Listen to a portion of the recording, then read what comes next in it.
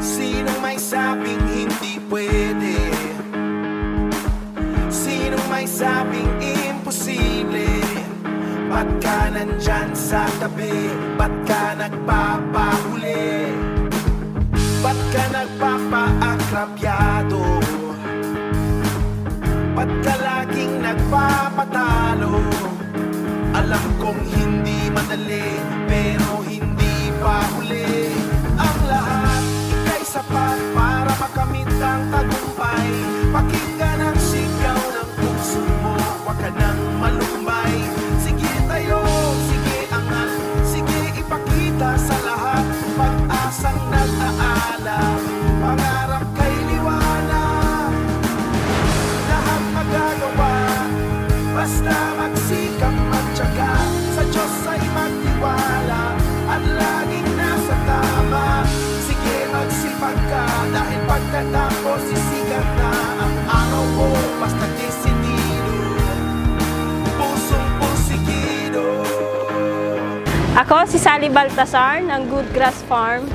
Napakahalaga po ng digital farming sa ating bilang isang trainer. Dito po may ibabahagi ko muli sa aming mga farmers gaano kahalaga ang isang digital farming.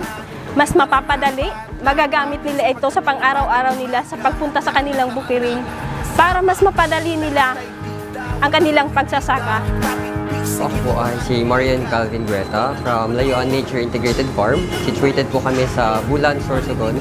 Kahalagahan po ng training na ito ay mas na kilala namin yung mga different ICT tools at agri-apps na magagamit namin sa aming farm project or farm operation sa Layuan at maaari namin ipakilala sa aming mga kapwa farmers sa aming community na alam ko mas malaki ang may itutulong sa efficiency at produkto ng pagiging produktibo ng kanilang sakahan. Ako po ay si Nestor Nava from Nava Country Farms, Farm Administrator. Sa training na ito, dami din natutunan kung anong ito ay makapacilitate sa technology transfer, mapadali at may bahagi sa mga farmer yung mga technology sa ngayon.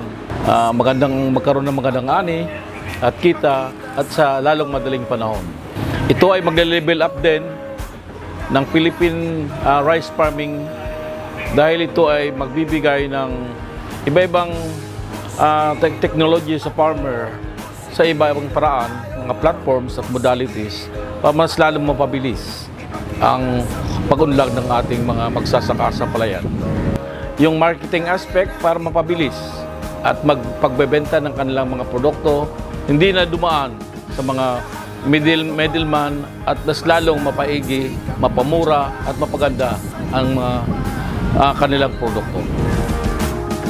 Lahat magagawa, basta magsikap magtyaga.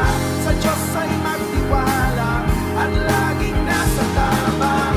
Sige magsipag ka, dahil pagkatapos sisikat na ang araw mo.